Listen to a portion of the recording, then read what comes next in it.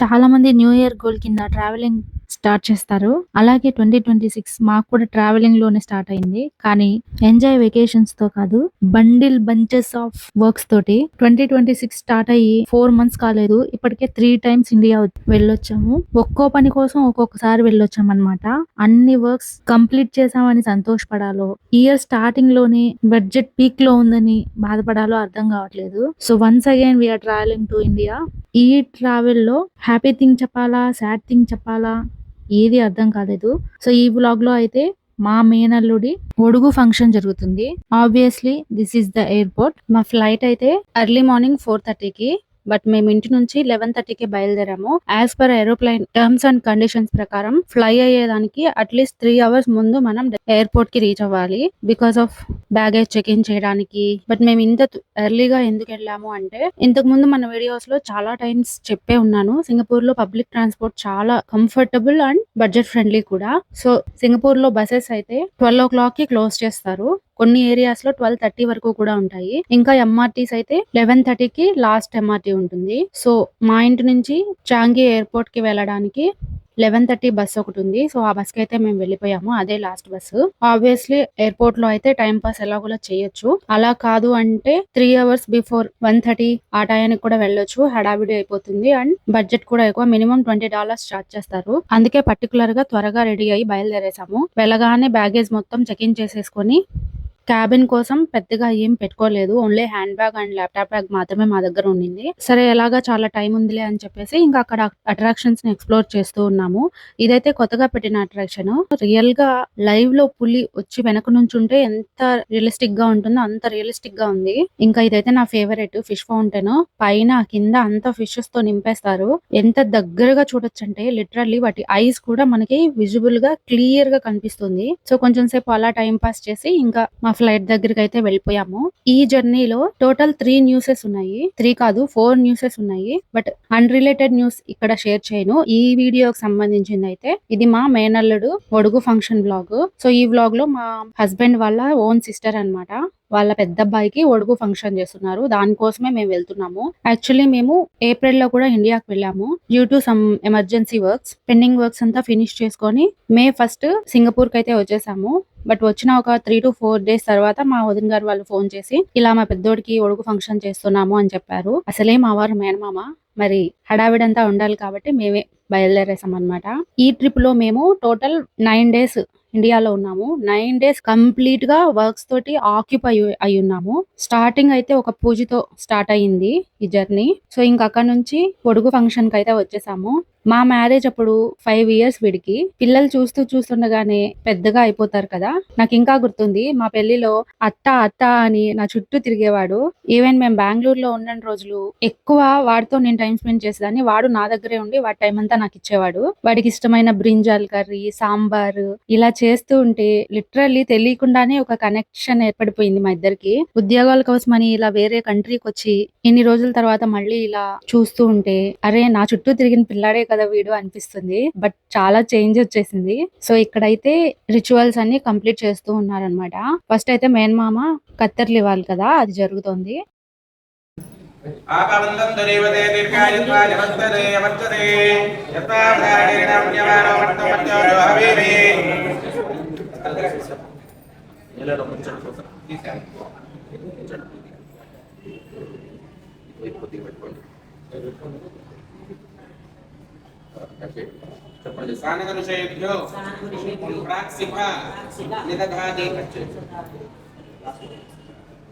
పాపం మా వారు ఫుల్ ఆఫ్ వర్క్స్, జర్నీస్ తోటి బట్టలు ప్యాక్ చేసుకోవడానికి కూడా టైం కుదరలేదు.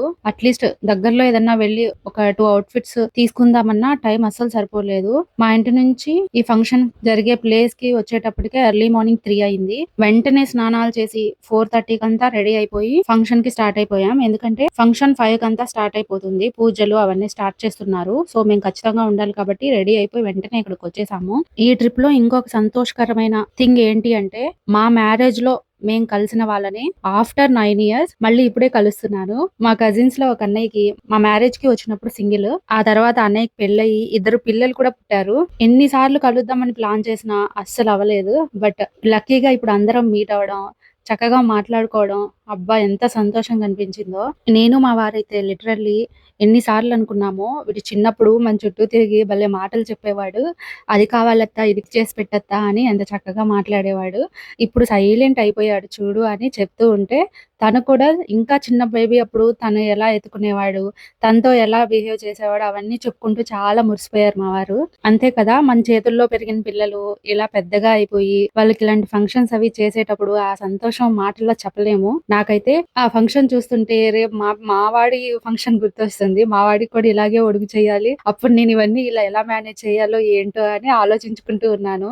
ఇందుకేనబ్బా మేనత్త మేనమామ అనే వాళ్ళు కంపల్సరీ ఉండాలంటారు. ఒడుగు ఫంక్షన్ లో ఖచ్చితంగా చెవులు కుట్టించాలి. కొంతమంది చిన్నపిల్లలప్పుడే కుట్టించుకుంటారు. ఒకవేళ అలా కాని పక్షంలో ఇలాంటప్పుడు కంపల్సరీ చేస్తారనమాట. సో దానికోసం చెవులు కుడతారు అంటే పాపం వాడు భయపడుతూ ఉన్నాడు. వాడి మేనత్త అంటే మా అక్కయ్య అనమాట. వాడికి ఎక్కడ నొప్పి వస్తుందని ఆయింట్మెంట్ తెస్తే మా వారు మర్చిపోకుండా జాగ్రత్తగా దాన్ని పూస్తున్నారు నొప్పి కలగకూడదని. ఈ ఫంక్షన్ ఉంటుంది అని తెలిసినప్పుడు చాలా చాలా ప్లాన్ చేసుకున్నాము. బట్ ఈ అన్ఎక్స్పెక్టెడ్ వర్క్స్, బిజీ జర్నీస్ తోటి అసలు సర్దుకునే టైం కూడా లేదు. ఒక ప్లేస్ నుంచి ఒక ప్లేస్ కి, ఆ ప్లేస్ నుంచి ఇంకో ప్లేస్ కి అక్కడ చక్కబెట్టాల్సిన పనులతోని అస్సలు టైం కుదరలేదు. ఉరుకులు పరుగులు అయిపోయింది ఈ 9 days. ఓ పక్క ఫంక్షన్ ఇలా జరుగుతూ ఉంటే ఇంకో పక్క ఫంక్షన్ లో ఉన్న మా పిల్లలందరూ కలిసి ఎంచక్క కేకలు, గొడవలు, డాన్సులు, బాబోయ్ మామూలు అల్లరి కాదు. ఇంకా మా వాడికైతే పిల్లలు ఉంటే చాలు అస్సలు వదలడు. అందులోనూ వాళ్ళ సాత్విక్ బావ అంటే అసలు ఎక్కడలేని ఇష్టము. ఎందుకంత ఇష్టంరా అంటే చెప్పడు కానీ వాడిని ఒక్క నిమిషం ఉండనేడు. వీడికి డబల్ హైట్ ఉంటాడు వాడు. ఎంతసేపు నా ఒళ్ళో పడుకో బావా, నన్ను హగ్ చేసుకో బావా, నువ్వు నాతో మాట్లాడు బావా అని అస్సలు వదలడు. వాడేమో చాలా సిగ్గు, అసలు మాట్లాడే టైపే కాదు, చాలా సైలెంట్. ఓ పక్కకెళ్ళి కూర్చుంటాడు పాపం. ఇంకా చాలేరా బాబు అంటే కూడా అసలు వదలడు. ఇక్కడైతే మా వాడికి గాయత్రి మంత్రం ఉపదేశిస్తున్నారనమాట.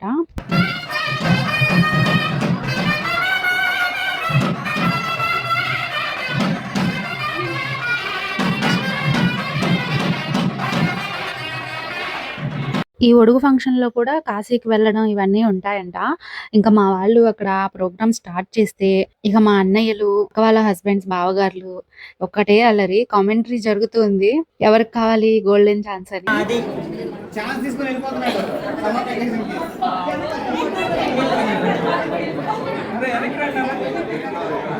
నాకు తెలిసి మన పెద్దవాళ్ళు ఈ ఫంక్షన్స్ ఇవన్నీ పెట్టడానికి కారణం ఏంటంటే ఇప్పుడున్న సిచ్యువేషన్ లాగా ఎవరి పాటికి వాళ్ళు జాబ్స్ లో ఇరుక్కుపోయి బిజీ షెడ్యూల్స్, బిజీ లైఫ్ లో చుట్టాలను పట్టించుకోవడం మర్చిపోతారేమోనని ముందుగానే ఆలోచించి ఇలాంటి ఫంక్షన్స్, ఆనవాయితీలు, పద్ధతులు పెట్టుంటారు. ఈ ఫంక్షన్స్ పుణ్యమా అని అందరం ఒక గడపకు చేరుకుని ఎంచక్కా మాట్లాడుకుంటూ ఓల్డ్ మెమరీస్ అన్ని నెమరు వేసుకుంటూ మనకి మంది చుట్టాలు ఉన్నారు అని మనస్తృప్తిగా ఉండటానికే పెట్టినట్టుంది. నాకు తెలిసిన వాళ్ళని నేను పలకరిస్తే నేను తెలిసిన వాళ్ళు నన్ను పలకరించారు. అప్పుడు అర్థమైంది మనం ఇంత ఫేమస్ అని. మా రిలేటివ్స్ లో చాలా మంది చెప్పింది ఏంటంటే ఏంటమ్మా ఈ మధ్య వీడియోలు పెట్టట్లేదు అని. వద్దు బాబోయ్ అనేంత వరకు పెడతానులేండి అని చెప్పాను. అక్కడ అలా చెప్పొచ్చానో లేదో 1 month అయినా ఇంకా ఈ వీడియో పోస్ట్ చేయలేదు. అందుకే వీలైనంత వరకు ఇంకా త్వరగా వీడియోస్ అన్ని ఎడిట్ చేసి పోస్ట్ చేయాలనుకుంటున్నాను. ఎంతవరకు చేస్తానో తెలియదు, బట్ లేట్ అయినా సరే కంపల్సరీ పోస్ట్ అయితే చేస్తాను. ఇక పూజలన్నీ అయిపోగానే పిల్లలందరూ ఫోటోల సెక్షన్ స్టార్ట్ చేశారు. ఎంచక్క అన్ని స్టిల్స్ పెట్టి ఫొటోస్ తీసుకున్నారు. ఈ ఫంక్షన్ లో నేను ఇంకోటి గమనించింది ఏంటంటే ఈ మేళతాళాలు వాయించే వాళ్ళలో ఒక లేడీ కూడా ఉన్నారు. ఎంత చక్కగా చేశారంటే ఆవిడతో పాటు ఇంకో పాప కూడా సన్నాయి ఊతూ ఉంది. నిజంగా అనిపించింది టాలెంట్ కి జెండర్ ఏంటి అని. నాకు తెలిసి ఆ పాప 10th class చదువుతుందేమో. చదువుకుంటూ ఇలాంటివి చేస్తూ పెద్దవాళ్ళకి సహాయంగా ఉండడం నిజంగా గ్రేట్. నేను మామూలుగానే చిన్నప్పటి నుంచి షై తోటి పెద్దగా ఫంక్షన్లకు ఎక్కడికి వెళ్ళలేదు.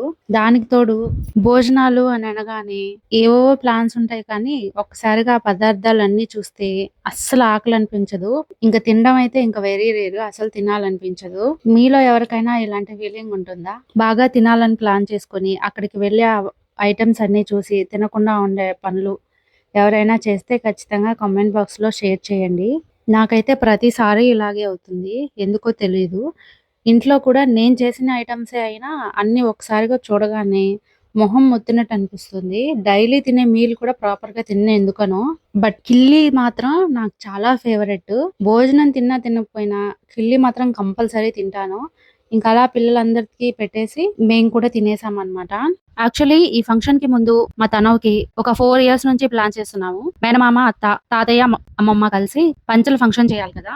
ఇప్పటికి నేను 4 times ప్లాన్ చేశాను. ఫస్ట్ టైం అత్తయ్య గారితో చెప్పినప్పుడు చిన్న ఏజ్ అని వాళ్ళు వద్దన్నారన్నారు. సెకండ్ టైం ప్లాన్ చేసినప్పుడు ఎగ్జామ్స్ విత్ వాళ్ళ ట్రిప్ ఏదో కలిసి రాలేదు.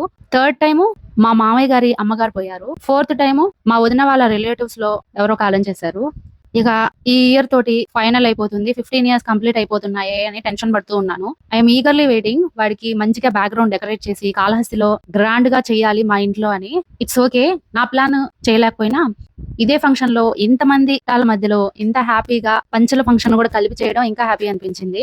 బై ద వే, మగపిల్లలకి యూస్ఫుల్ గోల్డ్ గిఫ్టింగ్ ఎలా చేయాలో నేను ఒక షార్ట్ వీడియో పెట్టాను. ఇంట్రెస్ట్ ఉంటే చెక్ ఇట్ అవుట్. యాక్చువల్ గా ఫంక్షన్ వరకు మాత్రమే మేము వెళ్ళింది. ఫంక్షన్ 2 o'clock అయిపోతుంది. సో 4 o'clock మా ట్రైన్ అనమాట. బట్ మా అన్నయ్య అలా కాదు, అందరం కలిసాం కదా, ఎంచక్క ఈ ఒక్క పూట ఏదైనా బీచ్ కి వెళ్లి సరదాగా గడిపి అప్పుడు ఇంటికి వెళ్తురు కానీ అని చెప్పారు. అప్పటికే మా మామయ్య గారు, అత్తయ్య గారు చాలా టైర్డ్ అయిపోయారు అనమాట. ఇంకా వాళ్ళైతే మేము ఉండలేంలేండి, ఉన్నా కూడా బీచ్ లలో తిరిగి అంత ఓపిక మాకు లేదు, మేము వెళ్ళిపోవాల్సిందే అన్నారు. అలా పంపించడానికి అయితే మా వారికి అసలు మనసు రాలేదు. కానీ ఇంకా వాళ్ళు చెప్పారు, ఎప్పుడు కలవరు కదా, మేము ఆల్రెడీ ట్రైన్ లో రిజర్వేషన్స్ కూడా అయిపోయాయి, మీరు ఉండండి మేము వెళ్ళిపోతామని చెప్పి వెళ్ళిపోయారు. ఇంకా మేమైతే అక్కడ నుంచి చీరాల్లో మా అన్నయ్య గారింటికి అందరం కలిసి వెళ్ళాము. సచ్ ఎ స్వీట్ డే అసలు. బీచ్ కనుక్కొని వెళ్ళాము. మేము ఇంటికి వెళ్ళేటప్పటికే 9:30 అయిపోయింది. అందరూ ఇంకా స్నానాలు చేసి అలా కొంచెం డిన్నర్ కంప్లీట్ చేసుకొని పడుకునేసాము. నెక్స్ట్ డే అసలు సందడంతా స్టార్ట్ అయ్యింది. ఎర్లీ మార్నింగ్ బీచ్ తో స్టార్ట్ అయింది అనమాట. 4 o'clock లేచి గబగబా రెడీ అయ్యి అందరం చీరాల బీచ్ కి అయితే వచ్చేసాము. ఎర్లీ మార్నింగ్ సన్ రైజ్ చూసుకుంటూ ఆ ఇసుకలో ఆడుకుంటూ రీల్స్ చేసుకుంటూ చాలా సరదాగా గడిచింది. అంత ఎర్లీ మార్నింగ్ బీచ్ కి రావడం ఇదే ఫస్ట్ టైము, కానీ మెమొరబుల్ గా ఉండిపోయేలా గడిచింది. ఇంకా అలా బీచ్ లో కొంచెం సేపు ఆడుకుని పిల్లలందరినీ ఆడించేటప్పటికే 10 అయిపోయింది. అక్కడ నుంచి ఇంటికి వెళ్ళి మళ్ళీ స్నానాలు చేసి ఫ్రెష్ అయిపోయి గబగబా బ్రేక్ఫాస్ట్ చేసేసి ఇంకా అక్కడ నుంచి లంచ్ ప్రిపేర్ చేసుకున్నాం. అందరం సరదాగా కలిసి కబుర్లు చెప్పుకుంటూ ఇంట్లోనే అలసట లేకుండా వండేసాము. ఇవన్నీ అయిపోయాక అందరం ఈవినింగ్ బయలుదేరదామని డిసైడ్ అయిపోయాము. ఇంకా అప్పటి వరకు ఖాళీగా ఎందుకు అని చెప్పి దంశలా స్టార్ట్ చేసాము. మూవీస్ నేమ్స్ గెస్ట్ చేయడం అనమాట. First word. Second word. First word. Love. Prema. Prema kadam. Second. Prema okay. Second. ప్రేమిస్తా. ప్రపోజ్ చేస్తున్నాడు. ఎవరు అమ్మ నిజం చెప్పు. Little heart. ప్రేమిస్తా. Little heart. నేను వస్తున్నావు. Little heart. ఏమంటారా? ప్రేమ పక్షులు. ప్రేమ పావనాల. సెకండ్ వర్డ్ మూడు లెటర్స్ ఇంగ్లీష్ లో ఉంటాయి. మీడియం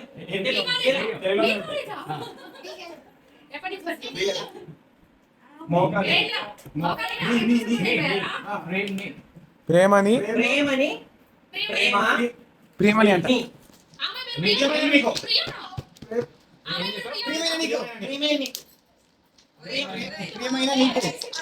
కోసం. ఈ గ్రూప్ లో టీచర్స్ ఉన్నారు, స్టూడెంట్స్ ఉన్నారు, ఇంజనీర్స్ ఉన్నారు, లెక్చరర్స్ ఉన్నారు, కాంట్రాక్టర్స్ ఉన్నారు. అందరం కలిసి చిన్నపిల్లలాగా అలా చక్కగా ఈ డంషలాట్స్ ఆడుతుంటే అసలు టైం తెలియలేదు. ఎవరు గెలిచారు అని అడగండి. మా మగవాళ్ళందరినీ గెలిపించడానికి ఆడవాళ్ళందరూ ఓడిపోయాము. మీరు ఓడిపోయారుగా,